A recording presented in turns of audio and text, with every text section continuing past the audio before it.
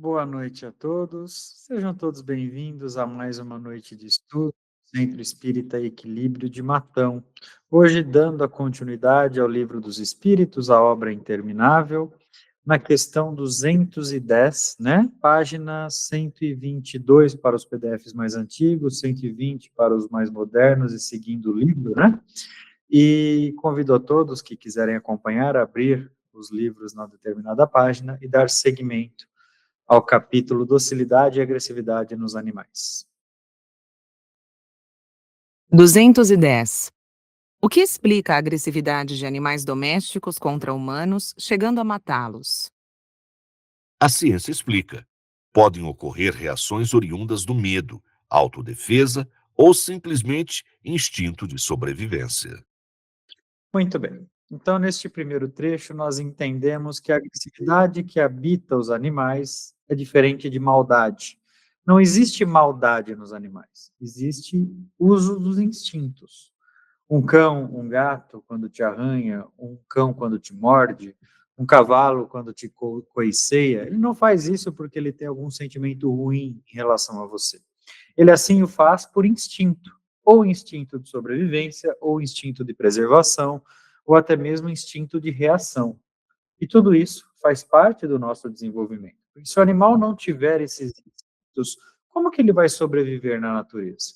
Esses instintos são muito importantes para a perpetuação da espécie dos animais.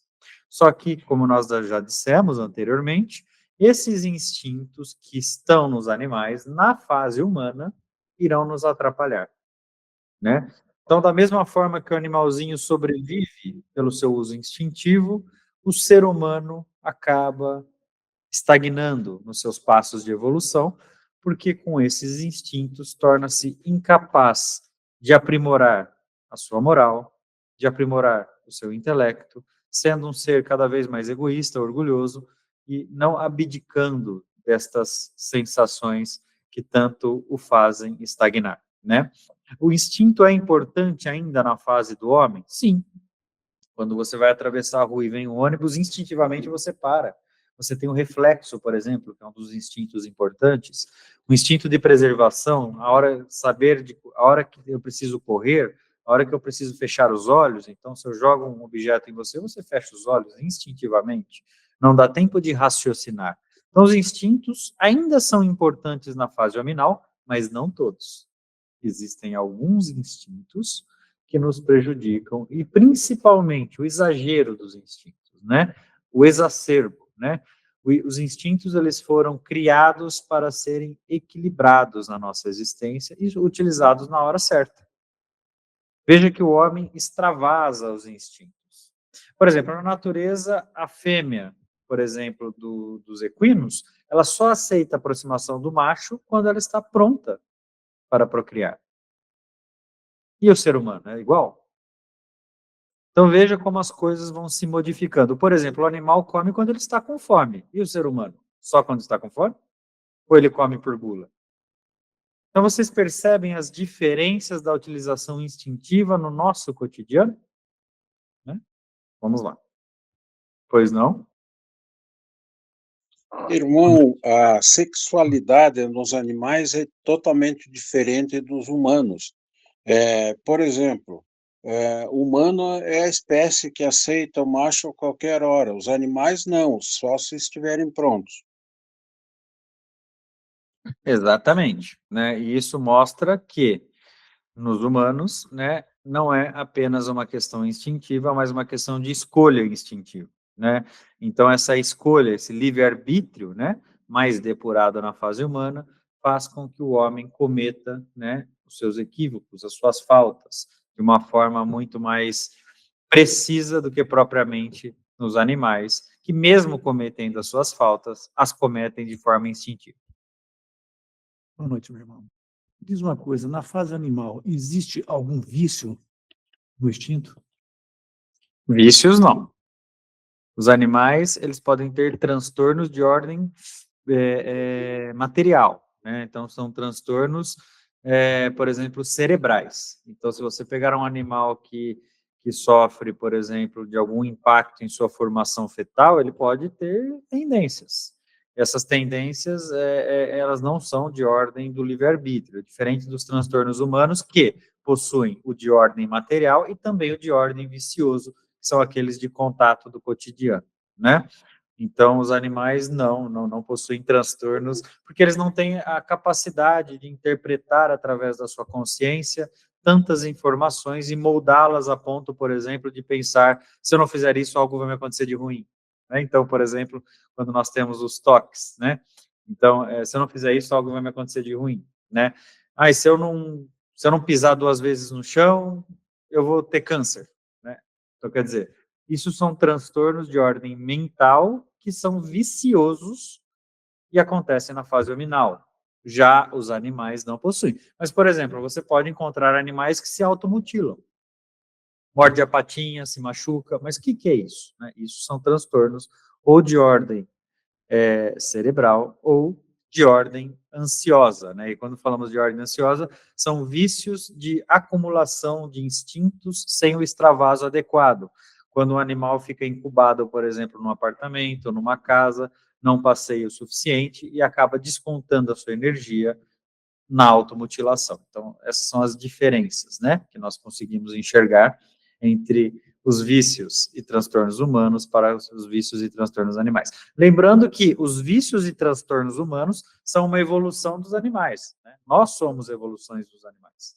Então, a evolução desses vícios e transtornos ultrapassam a barreira do animal e parte para o hominal.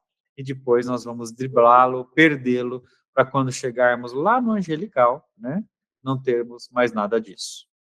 Pois não.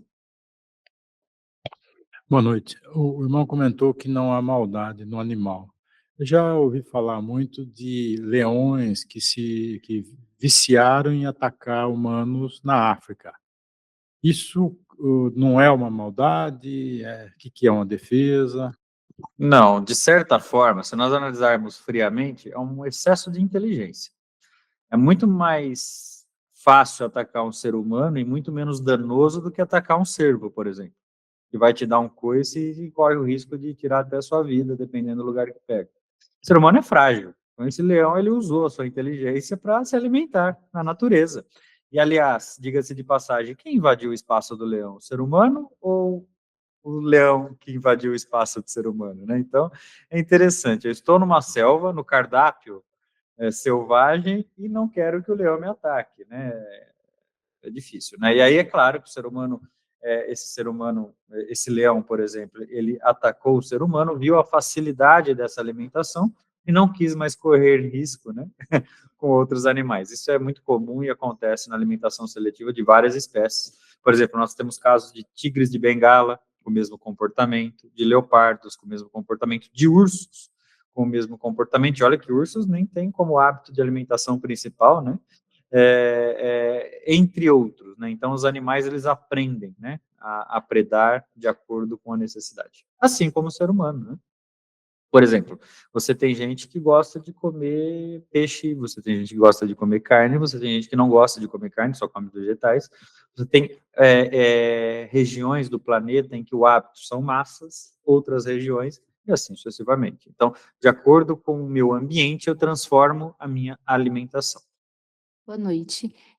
Sobre a automutilação dos animais, eu tive uma experiência. Meu pai, ele tinha um papagaio que vivia solto, assim, né? E na hora de dormir, ele mesmo ia para a gaiola, meu pai fechava, e no outro dia abria, ele estava lá, só que ele aceitava mais os cuidados do meu pai. E ele ficou doente, meu pai ficou internado por 30 dias. E o papagaio começou a se automutilar porque ele não tinha meu pai em casa. Existem os condicionamentos, né? Por exemplo, nos lobos nós falamos dos condicionamentos de matilha, mas isso serve para qualquer espécie, pode ser rebanhos, pode ser cardumes e assim sucessivamente. Quando eu perco a minha referência de condicionamento, eu me perco. Algumas espécies, por exemplo, sem os seus líderes, não vê sentido em continuar. Perderão a fonte provedora, por exemplo, seu pai que alimentava esse papagaio. Seu pai que dava atenção para esse papagaio, seu pai que soltava esse papagaio. Então, no momento em que seu pai faltou, O papagaio falou, então agora não tem mais por que a minha espécie existir, eu não conseguirei existir. E aí começa os processos de automutilação e assim sucessivamente. Isso acontece em diversas espécies, né? Mas não tem propriamente o sentimento, tem o condicionamento. É uma espécie de sentimento, porque os animais são seres sencientes, mas ele não entende, não é, nossa, ele está lá, eu não aguento de saudade dele. Não é esse o pensamento do animal. O animal pensa da seguinte forma, perdi o meu condicionamento, logo preciso me mutilar. Né? É um pensamento mais lógico e direcionado ao seu grau evolutivo. Aliás, diga-se de passagem, fazer uma pergunta para colocar no ar aqui, os animais pensam? Pensam de forma instintiva, sim, eles têm senciência. Eu também acredito que sim. Pensam ou raciocinam? Mas se são condicionados, porque têm uma certa memória, pensa e raciocina. Eu fiz uma pergunta. Confundi. Qual que é a diferença do pensamento e do raciocínio? Quem pode? Eu acredito que o raciocínio, ele vem numa sequência. Por exemplo, eu penso em algo, aí o raciocínio me leva a fazer este algo de forma sequencial. As coisas estão interligadas. Os animais pensam, mas não raciocinam. Olha que interessante. Os animais são seres irracionais. O homem é o animal racional. Por quê? Ele tem a capacidade de pensar e organizar os seus pensamentos. Né? Então, voltamos para a aula da sexta série. Hein? Essa organização dos seus pensamentos faz com que o homem seja capaz, por exemplo, de criar vínculos, de, por exemplo, deixar de ser um povo nômade, criar raiz, plantar, cultivar o seu próprio alimento, desenvolver, construir, né? E alguns animais já mostram esboços, né, de raciocínio, apesar de não ser raciocínio. Nós gostamos de usar o exemplo do macaco prego, né, que ele pega, por exemplo, ferramentas da natureza e abre, né? Então, ele quer abrir uma noz, ele pega uma pedra e bate na noz. Isso parece simples, mas requer um alto grau de raciocínio para um animal entender que através de uma pedra com determinada densidade, se eu bater numa noz que não tem a mesma densidade, eu criarei microfissuras que, se eu insistir, irá rachar, e assim eu poderei me alimentar. Olha a dificuldade, né, que parece simples. Quando uma criança nasce, nós achamos que as coisas são automáticas, mas quando uma criança nasce, você não precisa ensiná-la a se alimentar? Você não precisa ensiná-la a fazer xixi e cocô, a segurar o xixi e o cocô. Você não precisa ensiná-la até mesmo a cuspir, a arrotar. Você não precisa ensiná-la até mesmo a engolir, em alguns determinados casos. Todos esses ensinamentos, que é claro que nós aprenderíamos naturalmente pelo nosso desenvolvimento, mas não de forma tão lapidada. A taxa de mortalidade de crianças há 50 anos atrás era 40% maior do que é hoje. Por quê? Os mais fortes sobreviviam. E os mais fracos não tinham recursos. Hoje não. Hoje dificilmente se perde, porque nós criamos alguns conhecimentos que nos permitem cultivar a saúde da criança e propriamente de todos os adultos. Uma criança hoje na idade da Marcele, né, que seja muito bem-vinda, viu, filho? Ela já tem um grau de conhecimento externo que ultrapassa, por exemplo, um jovem de 15 anos, de 50 anos atrás. Né? Então, pode conversar de tudo, sobre tudo, e sem medo que ela não entenda aquilo que é conversado. Por quê? Porque são os graus de captação que os jovens vão adquirindo. Tem a parte boa, né, que é o antecipo da inteligência, e tem a parte ruim, né, que é a falta da maturidade para lidar com as informações que estão fora da sua idade comum, né? Então, são ambos os lados. Pois não, irmão Rui? Meu irmão, se os animais pensam, não é justo pensar que eles também sentem saudade dos seus tutores quando viajam? Saudade é uma palavra muito complexa. Vamos definir saudade. Para que eu tenha saudade, é necessário, primeiro, que eu tenha memória, isso os animais têm. Segundo, que eu tenha afeto de memória. Terceiro, que eu tenha lembrança, que é diferente de memória, e aí já começa a ficar um pouco diferente os casos. E quarto, que eu tenha conhecimento suficiente para administrar as minhas memórias e entender o que elas fazem no meu âmago. O simples aspecto de sentir saudade é de uma complexidade imensa, tanto que algumas pessoas, seres humanos, nem entendem o que é sentir saudade. Mas, exemplo, quando eu viajo e retorno, os animais que eu tenho vêm aproximar, dando saudações pela minha chegada. Isso não é um reflexo de uma lembrança que ele teve ou a falta da presença da gente? Condicionamento. Eles estão condicionados a conviver com a sua presença. Quando você retorna, o reforço é positivo. Eles querem, eles gostam de você. Os animais amam, mas eles não entendem o que é o amor, mas eles amam, né? Então eles representam esse carinho, por conta do condicionamento. Eu sei que para aqueles que convivem com os animais muito diariamente, é difícil de entender isso. Nós temos a mania de hominizar e humanizar os animais de uma forma muito complexa, né? Nós colocamos roupinhas nos nossos animais, a gente passa perfuminho, o animal dorme na cama, tem até sapatinho para alguns animais, né? Que a gente vê no frio. Só que os animais, eles enxergam, e graças a Deus, eles enxergam o mundo de uma forma diferente, uma forma muito mais simples e lógica. Esse condicionamento é até um vínculo muito maior do que a própria saudade. Porque quando eu estou condicionado a algo, quando aquilo me falta, eu estou previamente condicionado. Então, olha a responsabilidade que nós temos em condicionar os nossos animais. Quando a gente viaja para um ser humano, você pode explicar. Ó, eu vou viajar, vou ficar uma semana fora, mas daqui uma semana eu volto, estará tudo bem. Para o animal você explicar, ele não vai entender. Ele vai esperar você na hora que você volta sempre, que é 5 horas da tarde. Se você não chega às 5 horas da tarde, ele vai ficar te esperando, sem entender o que aconteceu. Né? Eis o poder do condicionamento.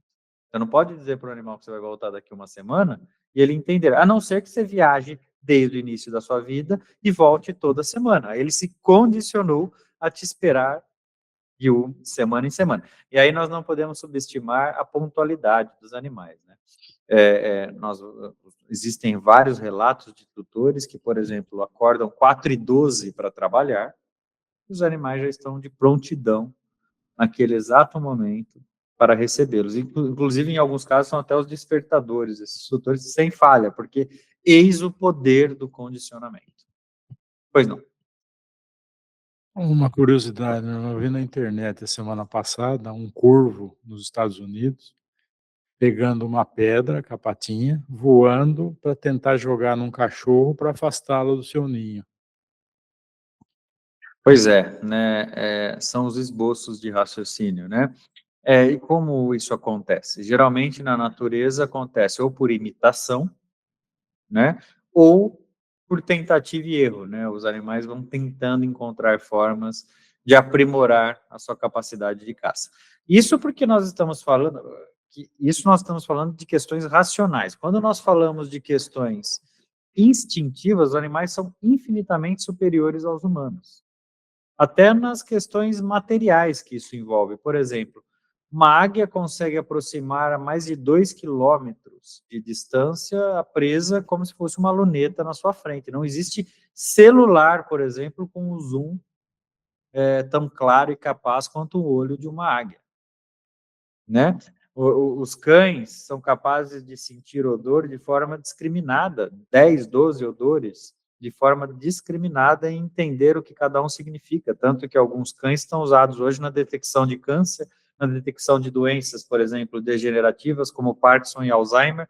Existem diversos estudos de cães que detectam isso 5 anos antes. Então, o cão apontou, a pessoa já está soltando alguns hormônios químicos que sinaliza que ela tende a ter o Alzheimer, por exemplo. Olha que interessante. Os elefantes, por exemplo, têm uma capacidade de percepção do solo, do ambiente, que que supera muito animais com uma sensibilidade muito maior do que ele, né? Então, olha como eles são brutalizados, mas ao mesmo tempo conseguem sentir as mudanças climáticas, e isso fez com que eles pudessem evoluir. Então, os animais, quando nós falamos em força, em capacidade material, em utilização dos instintos, eles são superiores aos homens, porque os homens evoluíram de uma forma a não precisar disso. Você quer comparar, por exemplo, a pele de um homem à casca de um rinoceronte? O ser humano, você encosta na parede chapiscada como essa da casa aqui, você se mata. Rinoceronte pode, dependendo do caso, trombar de uma forquilha de árvore de frente que nada acontece. Então, isso não foi mais necessário para a minha evolução. Mas hoje, evoluí para ser o que sou. Então, o que me faz sobreviver é a inteligência. E também deveria ser a moral. Vamos lá? No caso de tutor obsidiado, é possível que seu animal tutelado se desestabilize e até reaja agressivamente a ponto de atacá-lo? Não. Poderia reagir pelas atitudes do tutor, mas não pela obsessão em questão. Muito bem. Então, o animal não vai reagir, por exemplo, a um espírito que tenta influenciá-lo negativamente. O animal vai reagir ao ser humano que tenta agredi-lo, que tenta influenciá-lo negativamente. Os animais são puros e, por serem puros, são protegidos pela divindade. Não existem animais obsediados. E que bom, imagina se tivesse, por exemplo, um leão obsediado na savana, né? Você estaria com problemas sérios a serem administrados, né? Então, diferentemente dos homens, né? Os animais possuem essa proteção por não terem o livre-arbítrio. Lembrando que quem convida o obsessor é quem? Eu mesmo, né? O obsessor não chega e se apodera do Rui e começa a influenciá-lo para ele ter atitudes ruins. O Rui liga para o obsessor, é mais ou menos isso, e diz: você seja bem-vindo, porque eu estou com a vibração ruim, com a energia ruim, e aí o obsessor se sente melhor ao lado do Rui do que na erraticidade. Da mesma forma acontece com os protetores, né? Então o Rui convida: ó, preciso de proteção, estou bem, estou harmonizado, e esses protetores vêm para poder, assim, protegê-lo, né? E aí eu pergunto a vocês, né? Aí eu pergunto a cada um de vocês: hoje, num dia comum, eu tenho qual desses cenários? Os dois. Tem momentos que eu estou protegido e momentos que eu estou influenciado. Mas é isso, professor? É. Não tem um dia que sequer que eu não tenha uma influência negativa? Não. Na Terra é impossível. Seja por pensamento, atos, palavras ou sensações.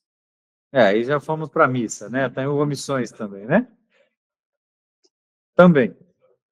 Não deixa de ser uma verdade. Que é aquele ato que você diz, né? Quando se confessa antes de comungar, né? Vamos lá? Aliás, um estudo interessante, né? Falarmos sobre comungar, sobre a comunhão, né? Quem acredita que o Espiritismo não tem nada a dizer sobre isso está equivocado, né? Fica aí para o futuro. Vamos lá, por favor. 211. A ligação entre a evolução espiritual do planeta e a conscientização do homem sobre sua responsabilidade para com os animais e a natureza? Completamente. A evolução depende da conscientização na mesma proporção que um peixe depende da água. Não dá para evoluir maltratando os animais. Vocês concordam? Não dá para evoluir enquanto nós não soubermos coexistir, conviver com todas as espécies do planeta. Passou aquela fase de querer ser a principal espécie.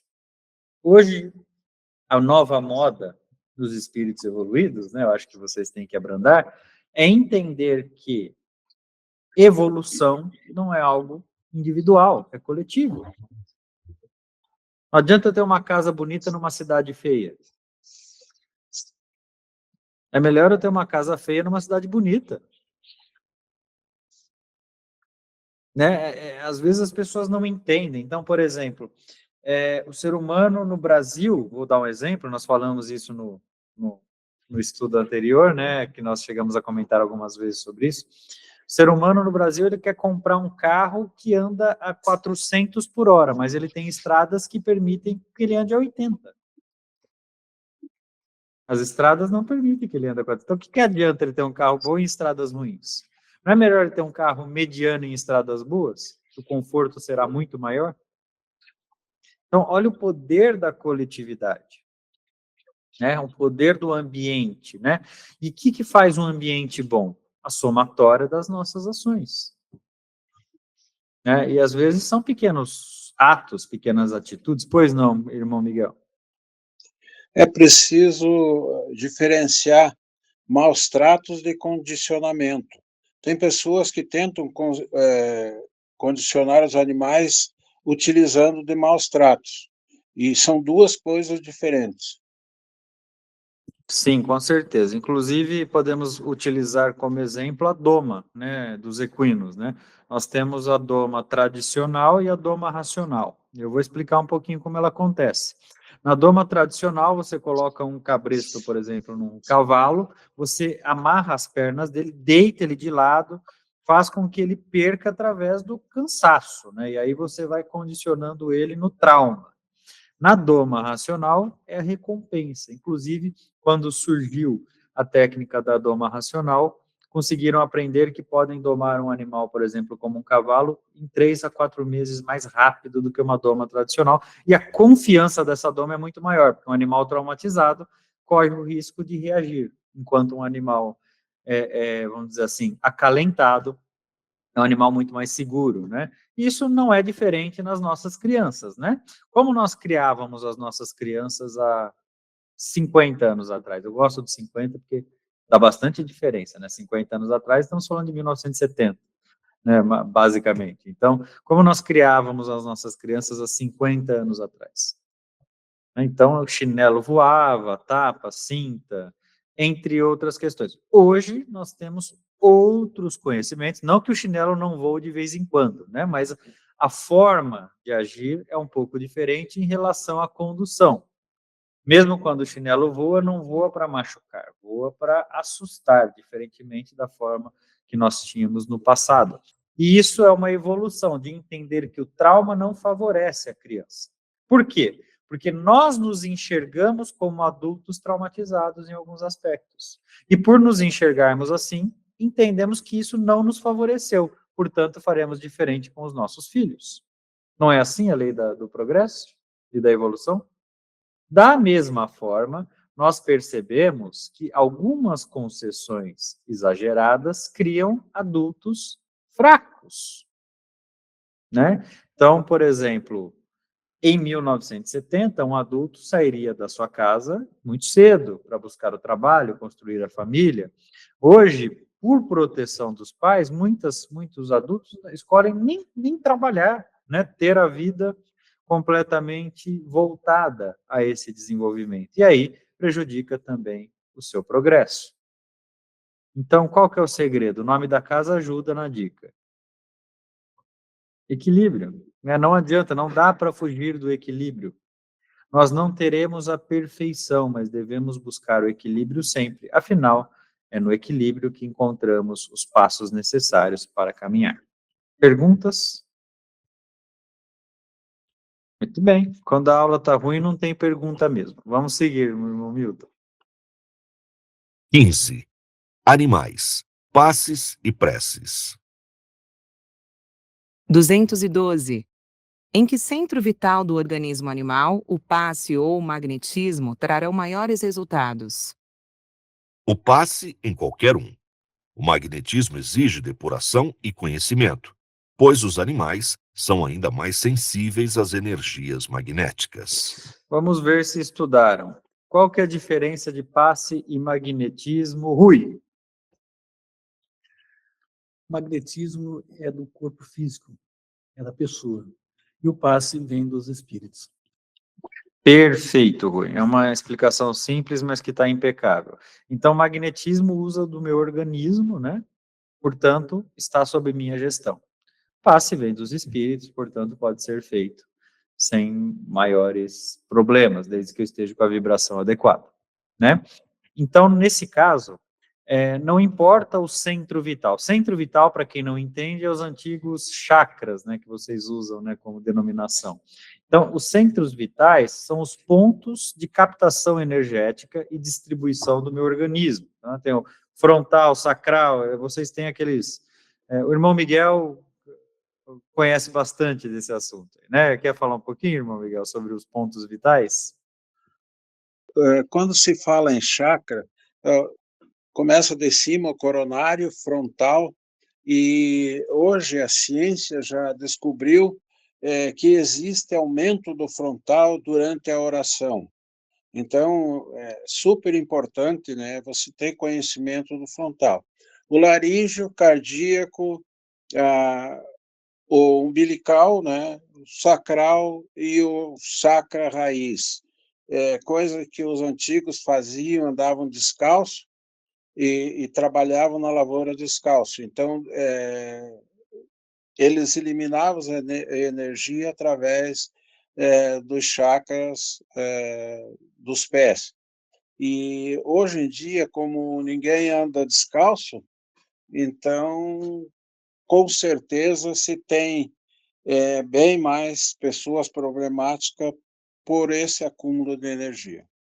Obrigado, irmão Miguel. E assim, não, o problema não é nem só andar descalço. Hoje em dia ninguém anda, né? Começa por aí, né?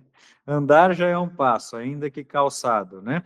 Mas quando falamos dos centros vitais do organismo, dos centros de força, nós vamos entender que são centros onde o passe vai pegar e distribuir, né?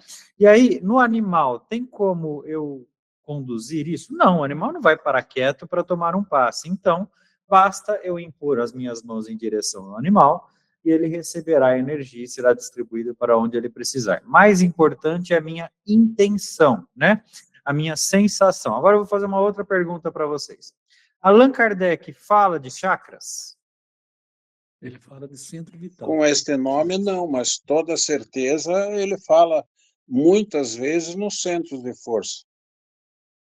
Então, aí é importante. Allan Kardec não fala de chakra, mas fala muito de centros de força. Aliás, Allan Kardec, antes de desvendar o espiritismo, de codificá-lo, ele estudou durante 7 anos ou mais, né, com Pestalozzi, o magnetismo também, e não só com Pestalozzi, como seus outros mestres. Então, o magnetismo, na verdade, foi um dos percussores da busca pelo espiritismo, né? Então, estão muito interligados. Nós só temos que tomar cuidado para não esoterizar o processo, né? São coisas distintas. Centros de força, o passe, entender como funciona e acreditar que isso é mais importante do que a minha mentalização, do que o meu pensamento, ou do que a qualidade daquilo que eu vou emitir, né? Então, o processo deixe que os espíritos cuidem e cuidem mais da mentalização, né? Cuidem mais dos pensamentos que isso envolve. Pois não, irmão Paulo? Estava vendo também na internet, meu irmão, que tem uma falha no campo magnético da Terra, no Atlântico Sul, então, bem sobre o sul do Brasil, região sudeste, que vai em direção à África. Isso pode ter alguma influência espiritual? Campo magnético. Não. O campo de proteção ou de influência espiritual independe dos campos da Terra. Senão, quando você morre, como ficaria, né? Você não está mais no planeta, muitas vezes, como você estaria envolto, né? Então, assim, todas as influências da Terra, elas repercutem em questões materiais. E espirituais, não tem influência nenhuma. Pois não, irmão Luiz? Boa noite. Irmão, seguindo o questionamento do Paulo, alguns animais conseguem se orientar por estes campos, têm mais sensibilidades, né?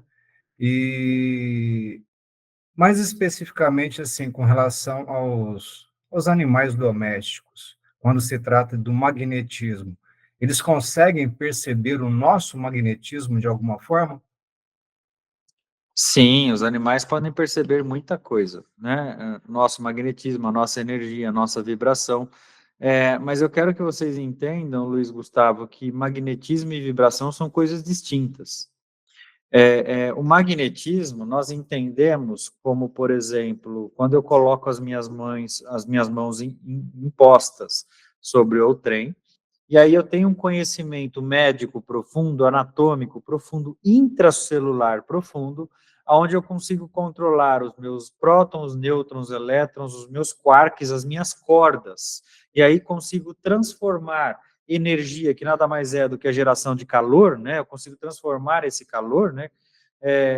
Geração de uma força, e essa força, esse trabalho, esse calor, doa-se da minha partícula celular através da energia e vai para outro, realizando o trabalho que eu quero que seja realizado. Então, é muito complexo. Tanto que magnetismo sempre foi cobrado na história da humanidade, né? Na época de Kardec, inclusive, custava mais do que uma consulta médica.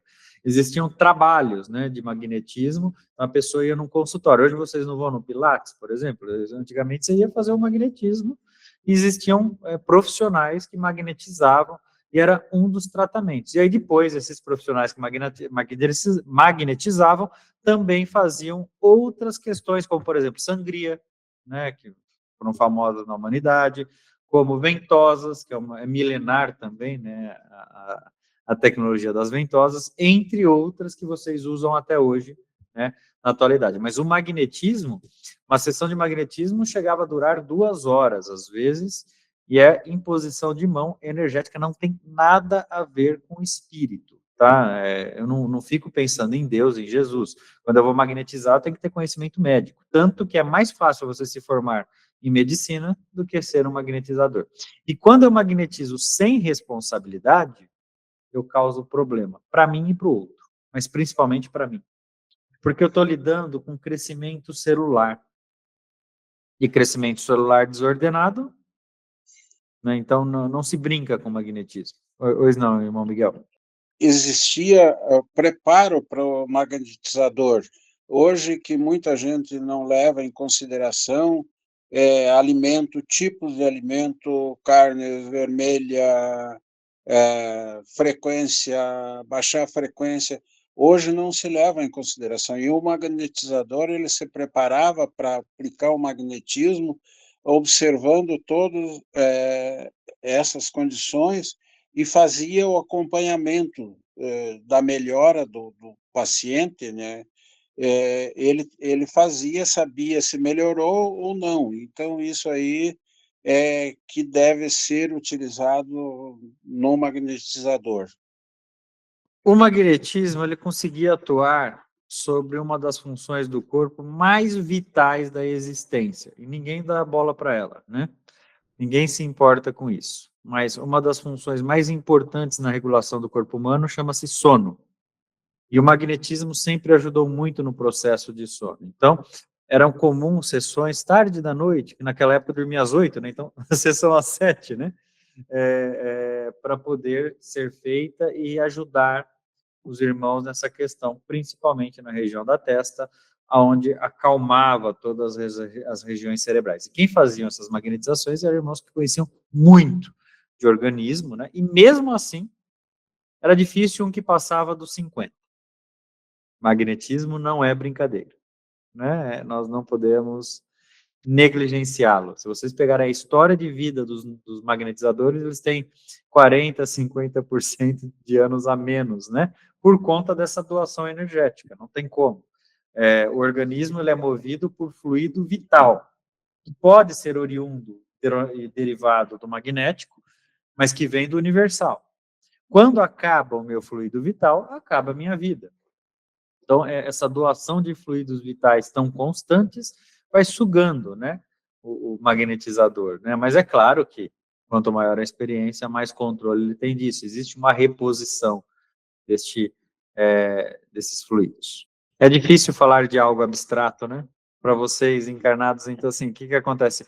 Conseguir entender que uma imposição de mão pode transformar alguma coisa, né? É difícil, né, de entender. Mas também achavam impossível operar sem cortar. Hoje em dia, as cirurgias são feitas por vídeo, né? 3 furinhos, entre outras, né? Então, as coisas vão ampliando. Por exemplo, hoje, um dos procedimentos mais importantes dentro do tratamento de câncer é a radioterapia. Você não fura nada, né? Olha que interessante. Então, assim sucessivamente, né? Seguiremos. Vamos lá. Quando os tutores têm vida espiritualizada e o hábito da prece, os animais podem ser beneficiados com essas práticas? Sim, através das vibrações e energias emanadas, todos os seres serão beneficiados. Quem já teve a oportunidade de trazer o seu animal aqui no Centro Espírita para ser tratado, né, às quintas-feiras, quando nós temos os trabalhos, percebe a diferença no comportamento, né? Então, a prece ela tem o poder de acalmar, mas a prece não acalma apenas os animais, ela acalma todos os seres, né? Então, quando nós temos o hábito da prece, isso não existe mais nas famílias na atualidade, é muito raro, infelizmente, né? Pessoas que se reúnem para rezar, e eu vou falar uma coisa, 1 hora por dia, nossa, mas 1 hora? Sim, pelo menos 1 hora por dia. Ninguém tem mais esse hábito, né? Olha que os participantes aqui do estudo, às vezes, fazem preces de 20 minutos por dia, mas de 1 hora são raros, né? Então, 1 hora para Deus, né, realmente é bastante tempo, né? Ele me dá 24 todos os dias, então 1 hora seria muito. Mas, voltando a essa questão, quando eu tenho o hábito da prece, logo eu tenho o hábito de energizar o meu ambiente, a minha vibração, o meu lar, e os animais que são muito sensíveis a essa energia são dos primeiros a captá-la e serem auxiliados com ela. Vamos lá. 213. De que modo proferir preces auxilia os animais em sua vibração? Toda prece é preciosa e contribui imensamente para os que a fazem ou a recebem. A prece é uma doação energética e vibracional capaz de modificar a atmosfera espiritual de cada indivíduo, especialmente se estiverem o doador e o receptor na mesma sintonia. Abrindo um pouco o assunto, vocês se preocupam com a atmosfera espiritual do lar de vocês? Eu acredito que sim, mas ao mesmo tempo não, porque nessas oscilações nossas, muitas vezes esquecemos e acabamos conturbando. Meus irmãos, se vocês soubessem a importância da atmosfera espiritual, vocês gastariam menos dinheiro em azulejos e mais em estudos, né? O que é bonito aos olhos da Terra, às vezes é terrível aos olhos da energia, da vibração, aos olhos do plano espiritual. A atmosfera espiritual é o convite, né? O seu lar é aconchegante para que tipo de irmãos? Né? Então, se eu tenho vícios, se eu tenho mazelas, se eu tenho dificuldades, se eu tenho brigas, se eu tenho desorientação, se eu tenho teimosia, se eu tenho orgulho, que tipos de irmãos que eu irei aproximar no meu lar? E se eu tenho paz e harmonia, se eu tenho unidade, que tipos de irmãos que eu irei me aproximar, que irão se aproximar de mim? E aí, no meu dia a dia, essa aproximação faz diferença nas minhas ações? Como eu disse, os espíritos obsessores, eles são convidados a estarem por conta da nossa energia. Entretanto, a decisão é sempre nossa. Mas ter alguém que não te leva na beira do precipício, do precipício te ajuda a não pular, não é? Então é necessário modificar a forma de ser, pensar, agir e de viver. Como os animais se sintonizam com essa vibração? Mesmo que ainda não estejam completamente lapidados, eles são criaturas de Deus, sendo, portanto, capazes de modificar suas vibrações. Contudo, é claro que o condicionamento que lhes foi dado pode auxiliar ou atrapalhar esse processo. E essa é a importância de os tutores exercerem corretamente suas funções. Voltamos na tutoria, né? Olha a importância e a relevância da tutoria. Quem aqui se acha um tutor capacitado para gerir a existência do seu animal? Pode erguer a mão.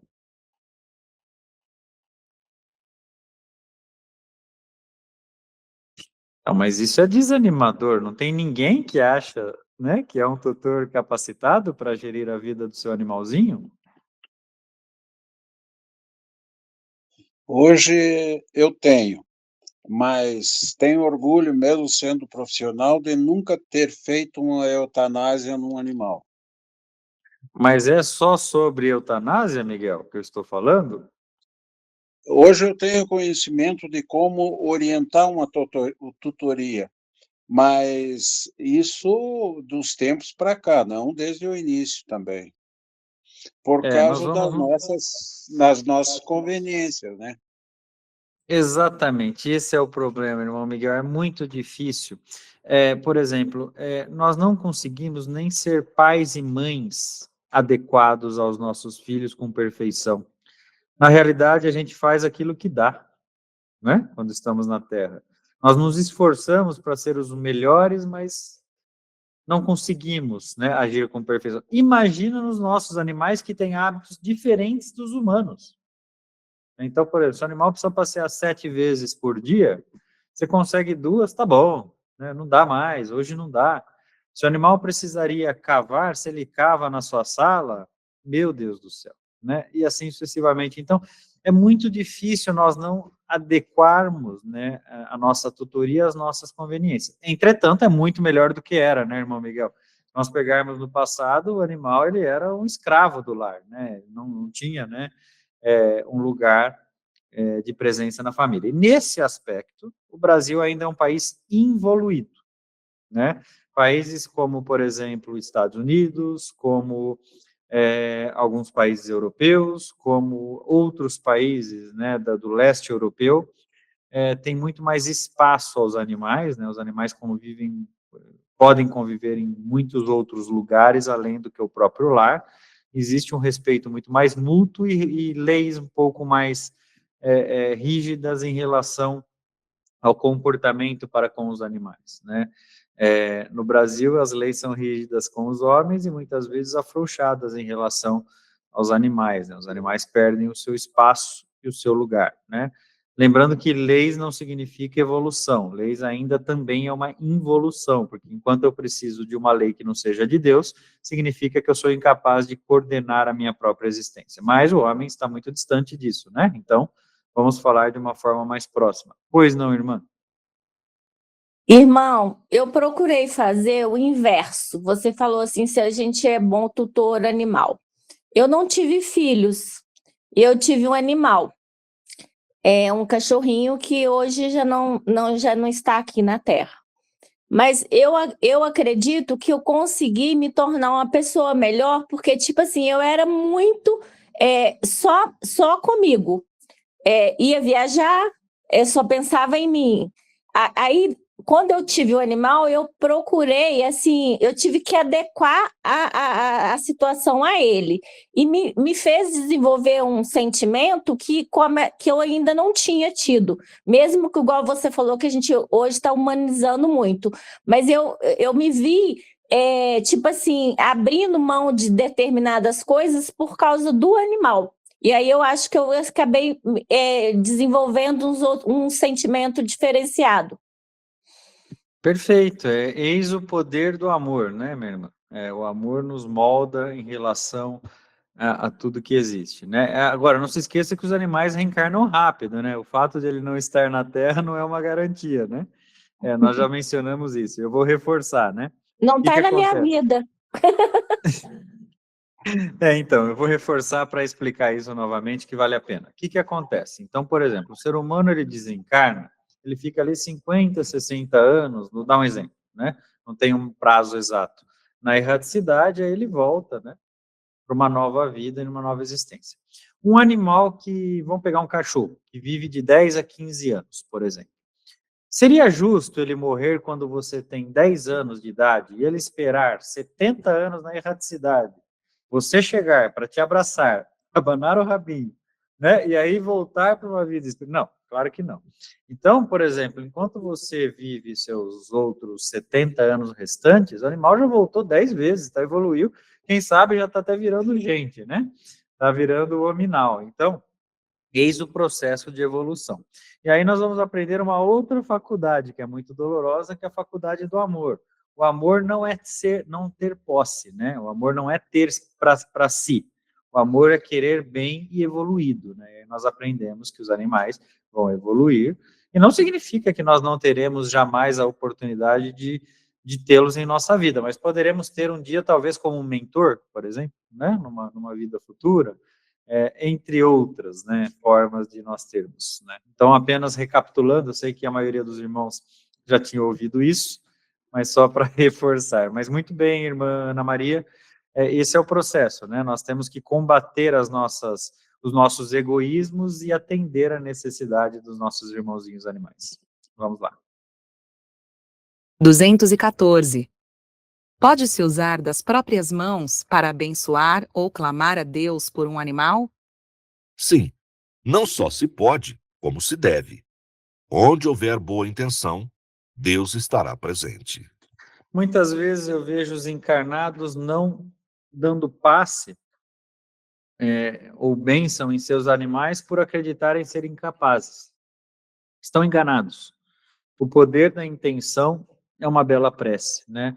Não existe prece mais forte na existência, por exemplo, do que a mãe faz para um filho, né? O passe de uma mãe para um filho é mais poderoso do que o passe de um médium para o filho, né? E quando você entende isso, né, você entende o poder do amor puro e dedicado à sua intenção. Então, aqueles que não têm o hábito, né, criem, né, deem passe em seus animais, deem passe em seus filhos, familiares, pais, mães, porque para dar passe não é necessário ter curso, é necessário ter compreensão e entendimento, né? Eu vejo que algumas casas espíritas estudam 30 anos o curso de passe, né? O médium morre e não deu um passe ainda. Não precisa, né? O passe é a oração do Pai Nosso em silêncio, com a mão distante aí uns 10 a 15 centímetros da pessoa e a intenção no amor, né? Sem querer chutar aonde está a doença, sem querer imaginar aonde está o problema, sem fazer um trabalho de medicina. O passe é uma intensificação de pensamento positivo e de amor, inclusive, como eu disse, né, a bênção de uma mãe para com o filho, de um tutor para com seu animal, de um irmão para com outro, de um pai para com a sua esposa, de um filho para com seu pai, enfim, sucessivamente, são os passes mais poderosos da Terra, porque eles são sinceros, despretensiosos, energeticamente puros em relação a tudo que ele emite, né? Alguma pergunta? Como nós fazemos o tratamento aqui na casa com os animais, e muitas vezes o irmão Dionísio traz de bastante relevância, né, que a fé a ser despertada no tratamento do animal é a do tutor. É isso mesmo? Porque o animal ainda não tem a capacidade de despertar a fé. Então, quando o tutor desperta, né, o animal já está tratado. Quando ele vem na casa, ou mesmo não vindo, né, os animais têm anjos da guarda poderosíssimos no orbe, né? Então, quando eles não vêm, eles já estão tratados. Mas, às vezes, o problema do animal é o condicionamento do tutor. Então, você vê na casa, chega um cachorrinho que parece uma mesinha, né? Ele tem 60 quilos. Esse cão está desenvolvendo enfermidades pelo condicionamento do tutor. Porque o animal, diferentemente dos humanos, ele não engorda por ansiedade, ele engorda por condicionamento. Então, se eu der beliscos para o animal, ele vai comer, e vai prejudicar a saúde dele. Então, quem tem que controlar nesse caso é o tutor e não o animalzinho. Animal castrado engorda. Mentira! Né? Se você der quantidades pequenas de alimento, ele não vai engordar, ele vai comer ali, não vai consumir as calorias necessárias para que ele engorde. Né? Então, essas são compreensões, né? Às vezes, olha meu jeito de amar. Meu jeito de amar é fazer à vontade, né? Então, o animal balançou o rabinho, eu vou dar um bequinho. Mas isso não é amar. Isso é saciar a minha dó, a minha pena, a minha vontade. Amar é ver bem e saudável, né? Um animal, por exemplo, acima do peso, ele corre o risco de desenvolver diversas enfermidades, diabetes, câncer, doenças cardiovasculares. Os animais, principalmente os de maior porte, têm riscos de displasias coxofemoral, displasias de cotovelo, entre outros problemas que podem acontecer, né? Desgastes, né? Desgaste de joelho, de ligamentos. E quando o animal é magro, ele vive muito melhor, né? Porque, poxa, nós todos, eu acho que quando estamos encarnados, gostaríamos de poder ser tratados com a porção correta, né? Imagina, sem ter a força da nossa vontade e nossas compulsões, né? Que alguém desse a marmita certinha para a gente comer e nós mantivéssemos a nossa saúde, o nosso peso. Os animais têm essa capacidade e nós vamos conturpá-la, né? Então, é importante nós termos sempre esse pensamento. E aí entra o ciclo virtuoso ou vicioso da família. Então, eu não dou, mas meu marido dá. Eu não dou, minha esposa dá. Eu não dou, meu irmão dá. O filho dá. O que adianta? Não adianta, né? Você viu aquele termo que o cão que tem muito dono passa fome? Alguns comem demais também, né? Porque todo mundo dá o belisco e assim sucessivamente, né? Então, se eu quero agradar o animal, é mais fácil dar o belisco. Mas por que cada um não dá um passeio? O animal, em vez de ele passear 5 vezes, ele vai passear 10. Para ele vai ser muito mais prazeroso e também saudável, né? Então, são os exercícios que nós temos a elaborar em nossa existência. Perguntas? Marcele? Tem alguma dúvida? Não? Vamos lá. 215. Quais as benesses da água fluidificada para os animais? Inúmeras.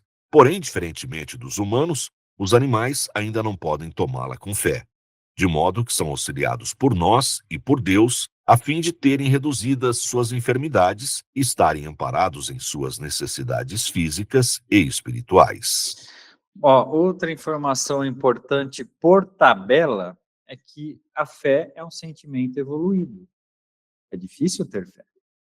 Você vê, os animais são incapazes de ter fé. Mas os seres humanos deveriam ser capazes, porque possuem já o raciocínio, o livre-arbítrio, a inteligência e a devoção necessária para isso. E a fé é a medicina do futuro.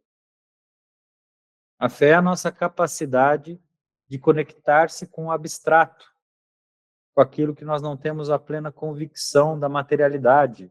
A fé nos transforma em menos Tomés, né?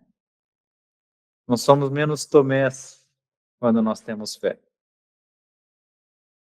Não tirando os méritos de São Tomé, né? São Tomé teve um papel importantíssimo na existência de Cristo, mas a fé nos transforma em seres menos egoístas. A fé nos tira o medo. Olha a profundidade disso que eu estou dizendo para encerrar a nossa aula.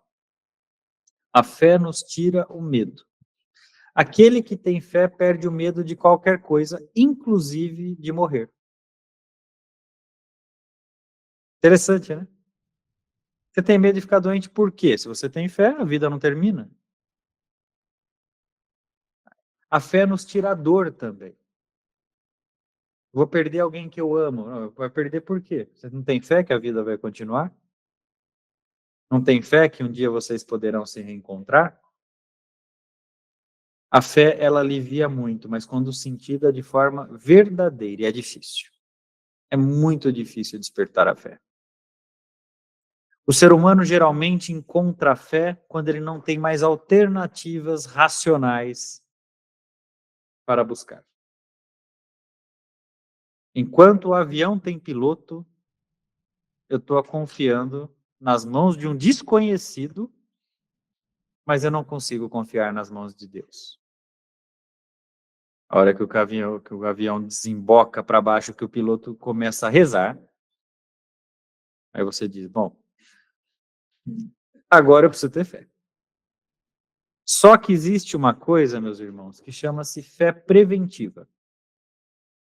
E é poderosíssima. A vida não é justa? Deus não é justo?